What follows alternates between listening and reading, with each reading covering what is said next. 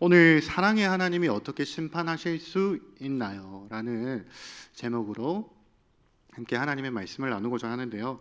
오늘날 우리 기독교는 이런 이데올로기적인 도전을 세상으로 받고 있습니다. 그 도전은 유일하고 절대적인 진리는 없다라는 도전입니다. 대신 각자가 생각하는 진리가 있는데 그 진리에 대해서 누가 맞고 누구는 틀리다 라고 말할 수 없고, 각자가 생각하는 대로 그냥 살아가는 것, 그것을 내버려 두는 것이 옳은 것이다 라고 하는 이 포스트 모더니즘의 이데올로기의 도전을 우리는 받고 있습니다. 이것이 왜 우리에게 문제가 되냐면, 기독교의 진리마저도, 우리가 말하는 기독교의 진리마저도 유일하고 하나밖에 없는 진리가 아니라, 그거는 너희들 생각이고, 누구에게도 강요되어져서는 안 되는 개인적인 신념 정도로 기독교의 진리가 치부되어지고 있기 때문입니다. 기독교의 진리는 사적인 영역에서만 사용하고, 공적인 영역에서는 좀 세상과 떨어진 이야기로 생각해 봐야 한다, 현실과는 다른 이야기다 라고 이렇게 우리에게 도전하고 있습니다. 결국 믿는 것과 사는 것의 다른 문제다 라는 이런 이원론적인 사고 방식을 낳게 되는 것이 오늘날 이데올로기의 우리 기독교를 향한 도전이라고 할 수가 있겠습니다. 사는 것과 믿는 것을 분리시키고, 그리고 성과 속을 분리시키고 이원론적으로 만드는 것, 이것은 바로 죄의 주된 역할입니다. 죄는 하나님과 우리, 그리고 세상과 우리 사이를 분열시키고, 또 다른 사람과의 올바른 관계도 단절시키는, 이것이 바로 죄의 결과가 아니겠습니까? 결국에는 지독한 자기 연민에 빠지게 만들고, 자기 중심적인 사고 방식에 그렇게 그것만 옳다라고 여기며 살아가게 만드는 것이 바로 죄의 근본이라고 할 수가 있겠는데요. 이렇게 오늘날 이데올로기가 우리 기독교 진리를 이렇게 심각하게 위협하고 있습니다. 이런 이원론적인 관점에서 보면, 이런 이원론적인 관점에서 성경을 보면은 이해되지 않는 것들이 많이 있는데, 그 중에 하나가 무엇이냐면 바로 사랑의 하나님과 심판의 하나님이 동일한 하나님이라는 사실입니다.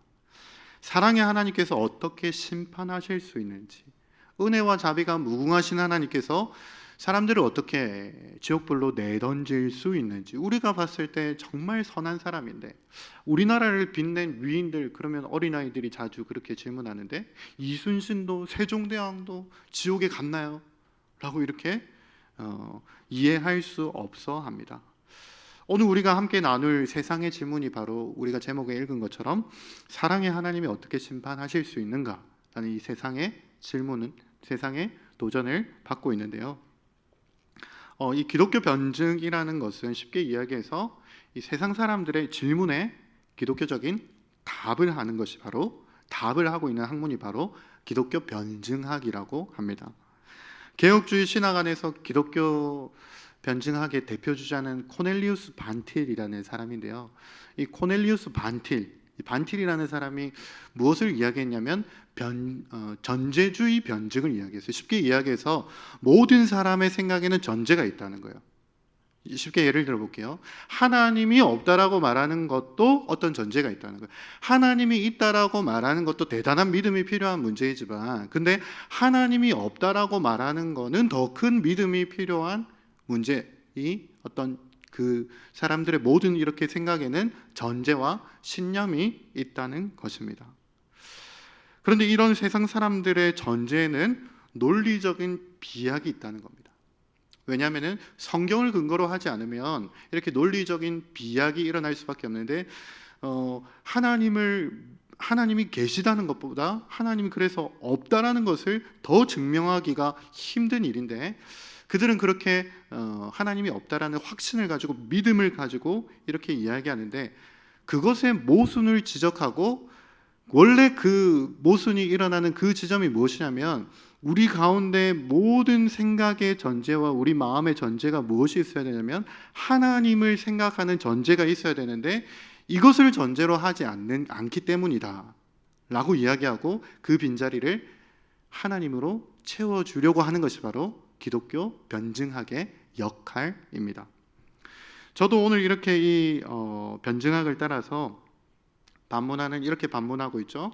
사랑의 하나님이 어떻게 심판하실 수가 있겠습니까? 라고 이렇게 반문하고 있는 이 반문에 대해서 이 질문 자체에 논리적인 비약이 존재하고, 그것은 하나님을 대신하는 하나님으로 채워야 하는 공간에 하나님을 대신해서 어떤 것을 채운 결과인데, 그것을 발견하게 하고, 그리고 또 한 가지는 우리가 그 세상 사람들에게 오직 사랑과 공의의 하나님을 믿는 것만이 우리에게 참된 소망과 위로와 또 삶의 의미를 가져다 줄 수 있다라는 이런 변증적인 이야기를 해볼까 합니다.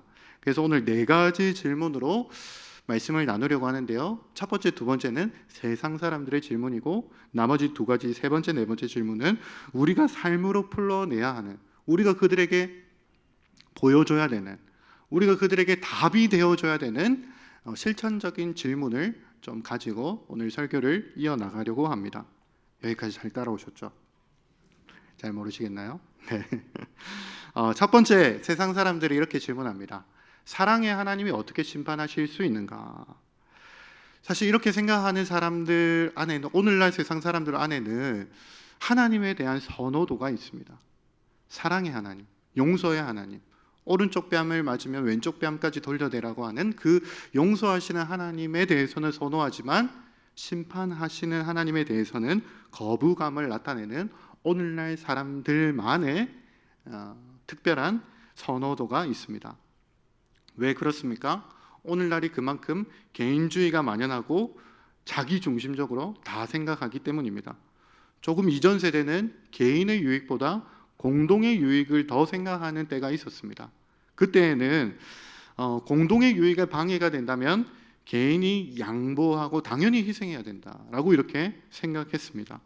그런데 오늘날은 어떻게 생각하냐면, 나만 아니면 되고, 그리고 내가 제일 중요해 라고 말하는 이 지독한 자기중심적인 사고방식은, 내가 남에게 피해가 되지 않는다면 그 누구도 나를 판단해서는 안 되는 거예요. 내가 가장 중요하고 나만 아니면 되는 이 세상 속에서 남에게 피해가 되지 않으면 그 누구도 나를 판단할 권리가 없다라고 말하는 것입니다. 그래서 절대적인 진리라는 없고, 모두 다 상대적인 것이고, 상황에 따라서 결국에 나에게 맞춰진 그러한 진리만을 믿고 살아갑니다. 이렇게 살아가는 사람들에게는 오늘날 사랑의 하나님은 선호가 되지만, 그러나 모든 것을 다 용서해주고, 내가 생각하고 내가 따라가는 그 길도 용서해주고 용납해줄 것 같은 그 사랑의 하나님은 이해가 되고 선호가 되지만, 그러나 심판하시는 하나님, 절대적인 진리를 가지고 옳고 그름을 판단하는 그것은 받아들이지 못하는 것이 오늘날의 현실이죠. 저도 교회 다니기 전에 어릴 때 학교 앞에서 저를 전도하려던 교회 선생님과 이렇게 논쟁했던 적이 있습니다. 저는 그때까지만 해도 절에서 운영하는 주일학교를 다녔습니다. 당연히 교회에 가지 않았지만 절에도 주일학교 운영이 됩니다. 네, 주일이라는 말이 이상하지만 일요일마다 저 거기 가서 굉장히 많은 이야기들을 들었던 게 기억이 나는데요. 어쨌든 저는 어렸지만 불교에 좀 심취해 있었습니다. 그런 제가 처음으로 이 사형리를 들었을 때 그 이야기의 모순을 발견했습니다. 사람이 창조하신 이 하나님의 의도와 달리 죄를 지었다고 하는데, 아니 그 죄값을 사람이 지지 않고 다른 존재를, 이 예수님을 이 땅에 보내셔서 다 담당하셨다는 이 사형리에 모순이 있다, 반감을 품고 저는 그때 그렇게 이야기했습니다. 아직도 생생하게 기억나는데, 아니 선생님, 사람이 죄를 지었으면 벌을 받아야죠. 저는 이렇게 말하고 돌아서는 순간 제가 얼마나 뿌듯했는지 모르겠습니다. 저의 대답에 말문이 막힌 선생님을 보면서 제가 좀 똑똑해 보인다라고 생각했던 것 같습니다. 그때 제 생각에 하나님은 사랑의 하나님이거나 심판의 하나님이거나 둘 중에 하나여야 한다라고 이렇게 생각했습니다. 그러나 성경은 우리에게 하나님이 심판하시되 사랑함에도 불구하고가 아니라 사랑하기 때문에 심판하신다라고 말씀합니다. 시편 145편 17절과 20절에 보면 여호와께서는 그 모든 행위에 의로우시며 그 모든 일에 은혜로우시도다. 여호와께서 자기를 사랑하는 자들은 다 보호하시고 악인들은 다 멸하시리로다. 하나님은 자기 형상대로 지음받은 사람들을 너무 사랑하기 때문에 심판하십니다. 하나님의 형상을 깨뜨리고 피조물에 심겨놓으신 그분의 형상과 그분의 평안과 그분의 질서를 깨뜨리는 이 죄가 너무 싫기 때문에, 이 죄를 너무나도 증오하시기 때문에 하나님은 심판하실 수밖에 없는 것이죠. 만약 하나님이 심판하시지 않고 모두 다 용서하신 하나님, 네 말도 맞고 내 말도 맞고 우리 모든 말이 다 맞다라고 다 용납해 주시는 하나님을 믿는다라면 이것은 결과적으로 은밀하게 폭력을 부추기는 결과를 낳게 됩니다. 먼저 심각한 폭력을 당한 사람에게, 먼저 이렇게 폭력을 당한 사람에게 복수는 아무 소용없어 라고 하는 말은 통하지가 않습니다. 저 사람도 용서해 주시고 나도 용서해 주시는 하나님이라면, 저 사람도 나에게 피해를 줬으니까 저 사람이 내 한쪽 눈을 뽑았으면 내가 저 사람 두 쪽 눈을 다 뽑아버려도 나를 용서해 주셔야 하나님이기 때문에, 그렇기 때문에 이 세상에는 폭력과 그리고 복수만이 가득하게 될 것입니다.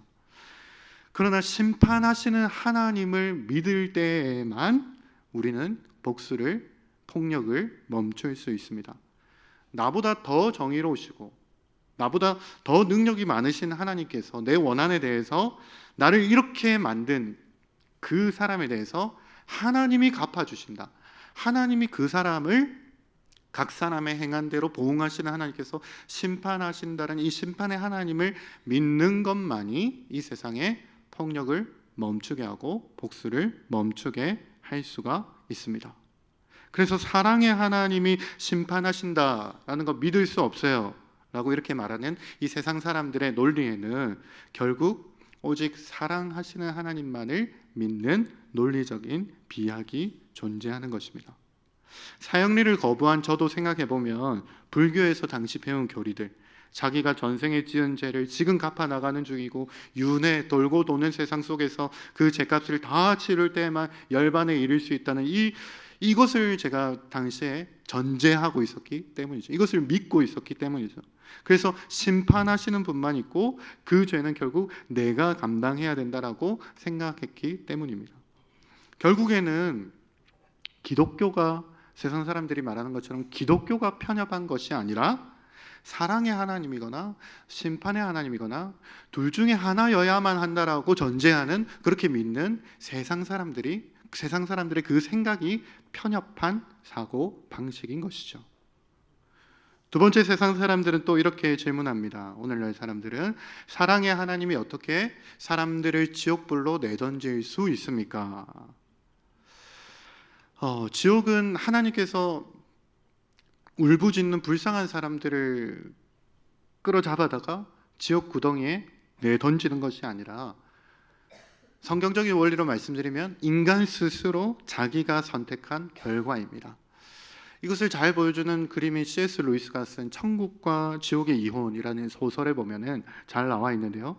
지옥은 하나님이 우리를 지옥으로 보내는 문제가 아니라 우리 한 사람 한 사람 마음에 싹수부터 도려내지 않으면 커져서 지옥이 될 무언가를 늘 품고 살아간다라고 그렇게 이야기하고 있습니다. 그래서 우리 모든 사람들은 지옥이라는 버스에 탑승한 사람이라고 그 소설에서는 소개하는데요. 지옥을 향해 달리는 이 버스에 탑승한 사람들은 얼마나 비참한지 모르겠습니다.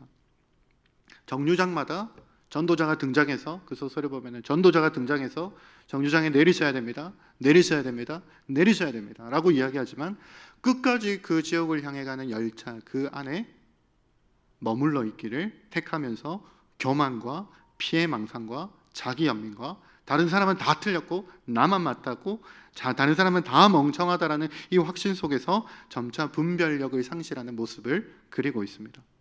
결국 자기 중심성의 이 감옥에 갇혀서 자기를 제외한 모든 사람들은 비난하는 사이에 이 지옥의 열차에 탄 사람들은 몸과 영혼이 다 허물어지게 됩니다. 모든 것으로, 삶의 모든 것으로 자기를 위해 하려고 하지만 결국 자신을 위한 것이 아니라 자기를 지옥으로 향해 그렇게 내몰고 있는 이 세상 사람들의 비참한 모습입니다. 죄를 가진 사람들은 이처럼 지옥을 스스로 선택해서 가는 중입니다. 마약 중독자가 그렇듯이, 마약 중독자가 처음에는 작은 마약으로 시작했다가 점점 더 중독성이 심한 그런 마약을 찾게 되는 것처럼, 결국에 하나님을 벗어난 사람들은 자기가 최종적으로 지옥이, 이 영원한 불, 영벌이 있는 그 지옥을 향해서 나아가며 최종적인 지옥을 선택한다라고 이렇게 말합니다. 그러나 하나님을 선택한 사람들은 어떤 사람이냐면, 베드로전서 2장 16절에 이렇게 말합니다. 너희는 자유가 있으나 그 자유로 악을 가리는 데 쓰지 말고 오직 하나님의 종과 같이 하라. 하나님을 선택한 사람들은 스스로 하나님의 종이 되어서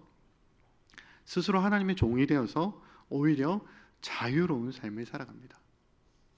자유를 찾아서, 자기는 자유롭고 싶어서 그렇게 살아가는 사람들은 결론적으로 지옥을 향해서 달려나가지만, 오히려 하나님의 종이 되기를 선택한 사람들은 하나님께서 주시는 참된 자유를 누리면서 살아갑니다.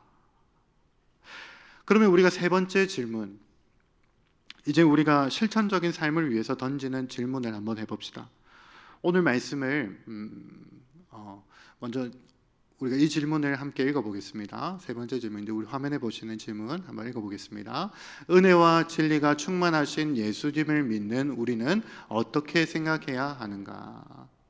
하나님을 믿지 않는 사람들은 세상에 다른 것을 전제하면서, 자기를 어떻게 보면 전제하면서, 사랑의 하나님과 심판의 하나님을 공존할 수 없어, 사랑의 하나님이 지옥불로 내던지는 일은 있을 수가 없어 라고 이렇게 이야기하지만, 그러나 우리가 예수님을 믿는 우리는 어떻게 생각해야 되는지 함께 또 생각해 보기를 원하는데요. 우리가 읽은 오늘 요한복음 1장 14절에서는 이렇게 말씀합니다. 말씀이 육신이 되어 우리 가운데 거하심에 우리가 그의 영광을 보니 아버지의 독생자의 영광이요 은혜와 진리가 충만하더라. 여러분, 말씀 되신 예수님은 우리 가운데 하나님의 독생자로 거하시되 50% 은혜, 50% 진리가 아니라 100% 진리, 100% 은혜를 가지고 계신, 은혜와 진리가 충만하신 분이십니다. 우리는 이 예수님을 따르는 삶으로 우리도 은혜와 진리가 충만하도록 추구하면서 살아야 합니다. 이것이 세상 사람들과 달리 예수님을 믿는, 성경을 전제로 하는 우리가 가져야 되는 사고방식입니다. 먼저 우리는 은혜와 진리를 동시에 추구하면서 한쪽으로 치우치는 것을 조심해야 되는데, 먼저 진리 없는 값싼 은혜를 추구하는 것을 조심해야 합니다. 이 진리 기준 대신 하나님의 말씀 없이, 이 말씀 없이는 은혜도 있을 수가 없습니다. 지금 우리가 읽고 있는, 묵상하고 있는 로마서에서도 바울은 율법이 없으면 누가 정죄함을 받겠느냐, 절대적인 기준이 없는데 이 세상 그 누가 판단을 받을 수 있겠느냐라고 이렇게 반문하고 있습니다. 아무리 극악무도한 죄를 지어도 진리가 없으면 그 사람이 죄인인지 의인인지 구분할 수가 없다는 것이죠. 그런데 진리가 있기 때문에, 이 절대적인 기준이 있기 때문에 은혜가 있다는 것입니다. 먼저 진리가 올바로 서야 그 진리를 이루신 예수님께서 우리에게 값없이 베풀어 주신 은혜가 얼마나 큰지, 은혜가 은혜될 수 있다는 것입니다. 교회에서 우리는 흔히 은혜로 합시다 라는 말 자주 듣습니다. 이 말을 오해해서 사용해서는 안 됩니다. 이 말 속에 우리가 반드시 지켜야 하는 진리 문제가 달려 있는데, 그것을 그냥 눈 감고 은혜로 넘어가고자 한다면 그것은 참된 은혜라고 할 수가 없습니다. 또 마찬가지로 우리는 은혜 없는 진리를 추구하는 것도 조심해야 됩니다. 진리 없는 은혜, 값싼 은혜도 조심해야 되지만 은혜 없는 진리를 추구하는 것도 조심해야 합니다. 무조건 상대방에게 진리대로 합시다 라고 말하면서 엄격하게 다른 사람에게만 높은 기준을 제시하면서 이렇게 하는 것은 우리에게 자유를 주는 참된 진리가 아니죠. 참된 진리는 우리를 자유케 하는데 오직 은혜 안에서만 진리가 말해질 때 그 진리가 우리에게를 자유케 할 수 있습니다. 그렇지 않고 내가 가진 진리만 진리고 내가 가진 복음만 복음이고 이렇게 다른 사람을 끊임없이 정죄한다면 결국에 자기 연민에 빠지게 말죠. 다른 사람 아무것도 몰라 라고 이렇게 자기 연민에 빠지게 됩니다. 그리고 어느 순간 기쁨이 사라지고 무거운 의무감만 남고 점점 피곤한 삶을 살아간다면 우리는 은혜를 잃은 진리 위에서 살아가는 중이라고 할 수가 있습니다. 여러분, 은혜와 진리로 충만하신 예수님, 이것을 따라가는 사람들의 모습은 담대하면서도 겸손할 수 있습니다. 왜냐하면 참된 진리 위에 은혜를 얻었기 때문에 우리가 진리대로 하면은, 우리가 원래대로 하면은 심판받아 마땅한 죄인인데 값없이 은혜를 받았기 때문에 겸손할 수밖에 없으며, 또 참된 은혜 위에 진리를 소유했기 때문에 진리가 우리 가운데 선포되어지되 우리가 진리를 추구하고 진리를 따라가 살려고 노력하지만 그 진리가 은혜 위에 있는 진리인 것을 알기 때문에 우리는 담대할 수 있는 것이죠. 우리는 그래서 은혜와 진리로 충만하신 예수님을 믿고 살아가는 우리들은 겸손하면서도 담대한 삶을 살아갈 수가 있습니다. 마지막 네 번째 실천적인 질문을 위해서 이런 질문을 던질 수가 있습니다. 우리는 이렇게 질문하는 세상 사람들에게 어떻게 반응해야 하는가? 변증학의 목적입니다. 우리가 변증학을 통해서 마지막으로 꼭 던져야 하는 질문이 이것입니다. 왜냐하면 우리는 세상 사람들의 이 질문을 통해서 그들의 신음하는 소리를 들어야 합니다. 세상과 담을 쌓고 우리만 잘 믿고 우리만 잘 생각하면, 우리만 정신적으로 승리하면 되는 문제가 아니라 세상 사람들이 우리에게 질문하는 그 질문 속에는 그들의 애통하는 소리가 담겨져 있다는 것을 우리는 반드시 깨달아야 합니다. 하나님은 우리가 교회 안에서만 성실하도록 부르시지 않았습니다. 너희는 가서 모든 민족으로 제자를 삼아라 라고 말씀하셨지, 우리가 교회 안에서만 모여서 너희들끼리만 잘 생각하고 잘 믿고 잘 살아라고 그렇게 이야기하시지는 않았습니다. 물론 우리는 세상으로부터 거룩하게 구별되어져야 합니다. 그런데 동시에 우리는 세상과 결국에는 완전한 일치를 추구하면서 살아야 합니다. 오늘 본문에서 예수님은 어떻게 오셨습니까? 말씀이 육신이 되어 우리 가운데 거하심에, 그 말씀 되신 예수님께서 하나님의 형상 그대로 공중 가운데 떠다니시면서 다니신 것이 아니라 육신이 되어서 우리 가운데 거하셨다라고 이렇게 말씀하고 있습니다. 우리도 이 성육신이 하신 예수님처럼 이 세상 사람들과 함께 하기를 추구해야 됩니다. 함께 한다는 것이 무엇입니까? 함께 한다는 것은 그들의 질문과 함께 한다는 것입니다. 그들의 질문에 성실한 대답으로 우리가 삶을 살아내야 한다는 것을 의미합니다. 물론 우리가 다 완전하지 않기 때문에 그 세상 사람들의 질문에 다 답하면서 살아갈 수는 없습니다. 완전하신 예수님을 다 보여주면서 살아갈 수는 없습니다. 그런데 그들의 질문과 함께 한다는 것이 너무 중요합니다. 이렇게 질문의 중요성에 대해서 어거스틴은 이렇게 이야기합니다. 고백록에서 모든 질문에 대한 답을 갖고 살아가면서 하나님을 찾지 않는다면 답을 찾지 못한 채로 질문을 갖고 살아가는 것이 더 낫다. 나는 답을 다 알고 있는 사람이야 라고 말하면서 하나님을 찾지 않는다면 그것보다는 질문과 함께 살아가는 것이 더 낫다라고 이렇게 이야기하고 있습니다. 여러분, 어거스틴을 한번 생각해 보십시오. 어거스틴은 누구입니까?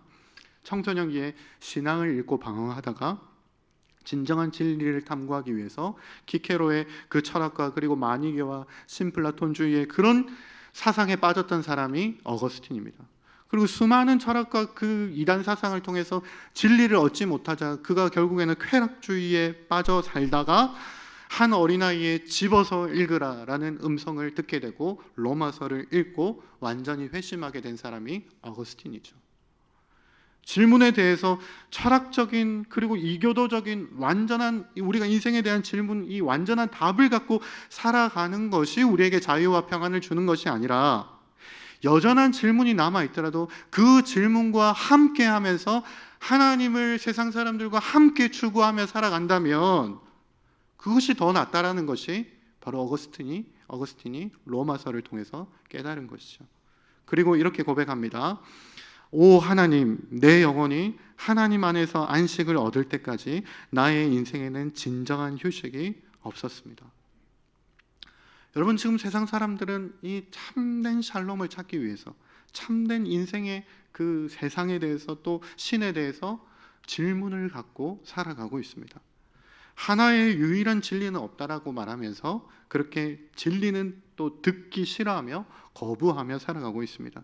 기독교의 진리는 편협한 우리들의 생각, 그건 너희들의 생각이라고 그렇게 여기고 있습니다. 그러나 이들은 여전히 진리를 탐구하고 있습니다. 인생에서 쏟아지는 질문들 앞에서 고통에 대해서, 고난에 대해서, 찾아오는 그런 인생에 말할 수 없는 기막힌 상황들에 대해서 진리를 찾고 있습니다. 그들의 내면에 하나님께서 비워두신 빈자리가 그들로 하여금 질문하게 하고 있는 것이죠. 그래서 어쩌면 세상 사람들은 어거스틴처럼 쾌락에도 빠져보고 철학에도 빠져보고 어떤 사람들은 이단에도 빠지기도 하죠. 이들에게 우리는 이들의 질문에 답을 해주는 삶을 살아가야 합니다. 답이 되신 예수 그리스도, 진리를 알지니 진리가 너희를 자유케 하리라 말씀하신 이 예수님을 전하는 사람들이 인생이 되어야 합니다. 진리를 찾으면서도 진리를 추구하지 않는 이 진리 부재 인생, 그리고 사랑에 목말라 하면서도 은혜가 무엇인지 잃어버린 은혜 부재 시대 속에서 살아가는 사람들, 그리고 또 사랑을 많이 노래하지만 사랑에 목말라 하는 이 사랑 부재 시대 속에서 살아가는 사람들은 이 세상을 유랑하면서 질문만 가지고 떠돌고 있습니다. 예수님은 이런 우리들에게 완전한 사랑으로 찾아오신 분이십니다. 아무 조건 없이 우리를 사랑하시기 때문에 우리 대신 대가를 치러주신 분으로 오셨습니다. 이 예수님으로 인해서 우리는 하나님의 은혜 보좌에 담대하게 나아갈 수 있는 담력을 얻게 되었습니다. 우리는 이 인생의 답이 되신 예수님을 통해서 하나님은 우리를 늘 용납해 주십니다. 하나님은 마치 한 번도 상처받으시지 않은 것처럼 우리가 예수님의 이름으로 기도하기만 하면 우리를 용납해 주십니다. 이렇게 우리는 사랑에 목말라 하는 이 세상의 사람들, 은혜에 목말라 하고 진리를 찾고 있는 이 세상 사람들에게 답이 되신 예수님을 보여주는 삶을 살아가야 합니다. 여러분, 이제 말씀을 맺기 원합니다. 제가 좋아하는 로마서 말씀 중에 이런 말씀이 있습니다. 피조물이 고대하는 바는 하나님의 아들들이 나타나는 것이니. 세상은 우리에게 지금 질문하고 있습니다. 그 질문은 모두 하나님의 아들들이 나타나 답이 되어주기를 고대하는 피조물의 탄식입니다. 여러분들, 우리가 이 세상 사람들에게 답이 되어주는 그러한 삶으로 살아내야 합니다. 왜냐하면 하나님은 우리를 세상으로부터 불러주셨지만 다시 세상으로 보내시기 때문입니다. 은혜와 진리 되신 예수님, 그리고 진실로 담대하면서도 겸손한 삶의 모습으로 이 예수님을 닮아서 예수님을 닮은 하나님의 자녀들이 세상 가운데 나타나기를 온 피조물이 지금 고대하며 우리에게 질문들을 쏟아내고 있습니다. 저와 여러분들 모두가 이렇게 세상에 답이 되어주는 그리스도인의 삶이 되시기를 예수님의 이름으로 축복합니다. 우리 시간에